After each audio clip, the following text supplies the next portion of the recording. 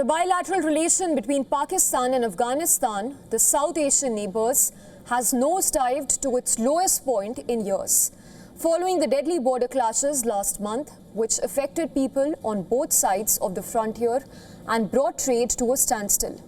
With no end in sight to the deadlock, Kabul is exploring alternative trading routes instead of Islamabad, its top trading partner. Our next report brings you the details.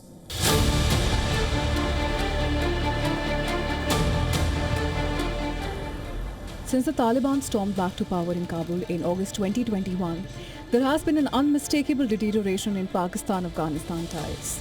Islamabad, wrestling with the rise in attacks on its security forces, has frequently accused the Afghan government of providing a haven to anti-Pakistan armed groups, particularly Tehreek-e-Taliban Pakistan or TTP. These charges have been time and again denied by the Taliban, but Islamabad remains unconvinced. Relations between the neighbouring countries plummeted to a new low last month when dozens were killed and hundreds wounded on both sides in the worst violence witnessed since Taliban's accession to power. A direct fallout of the escalation in hostilities was seen in the bilateral trade. According to the World Bank, Pakistan had been the top trading partner of Afghanistan, supplying rice, pharmaceuticals and raw material, which took in 45% of Afghanistan's exports last year. More than 70% of those exports, worth $1.4 billion, are perishable farm goods such as figs, pistachios, grapes and pomegranates. And ever since the frontier was shut on October 12th due to deadly cross-border fire, dozens of trucks on both sides of the border are stranded with rotting produce. The border, which is closed till now, has affected not only this city, but also the whole region. There are a lot of problems. The business are almost fully dead, not only vegetables and fruits, but it has affected everything. People are facing poverty, even the rich is hit, but the poor are still poor, they are not going to receive anything anyways. The traders have suffered huge losses and many have become bankrupt. What can we do now? Whenever it is our fruit season, the Spin Boldak Charman gate is closed on us.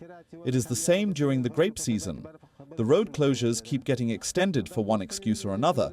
They say negotiations are ongoing, but the gate has now been closed for over 30 days. This fruit is not iron. It spoils after 30 days.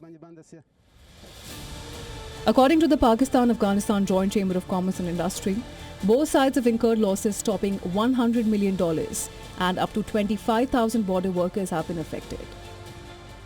Given the impasse, Kabul is scrambling to diversify its trade partners. Last week, Afghanistan's Deputy Prime Minister for Economic Affairs, Abdul Ghani Baradar, urged traders to explore other alternative routes instead of being reliant on Pakistan, a thought that has resonated among the Afghan trader community. Routes should be open to Tajikistan, Iran, or any other destinations, and we will carry out our business through those routes. With Pakistan, it is no longer workable. Whenever it is our fruit season, they block the roads on us. It is to be noted that since mid-October, Afghanistan's trade with Iran and Turkmenistan has jumped 60 to 70%. Additionally, for the first time last month, Kabul also sent apples and pomegranates to Russia, the only country to have officially recognized the Taliban administration. As far as New Delhi is concerned, it doesn't recognize the Taliban government, but historically, India and Afghanistan have had friendly relations. In October, India upgraded its technical mission in the Afghan capital Kabul to an embassy. The announcement came during the Afghan Foreign Minister Amir Khan Muttaqi's India tour. The vast market in India is a prime attraction. In recent months, both countries have moved swiftly to recalibrate ties. According to experts, this has played a hand in souring relations between Islamabad and Kabul. On the 16th of November, the state-owned Ariana Afghan Airlines cut freight rates to India. And a couple of days later, after Muttaqi's tour, Kabul sent its Commerce and Industry Minister to New Delhi. On the 21st of November, an Indian Foreign Ministry official announced that air cargo services between India and Afghanistan will be launched soon, whereas Afghanistan's Trade Minister, Nuruddin Azizi, urged India to boost trade and open cargo hubs.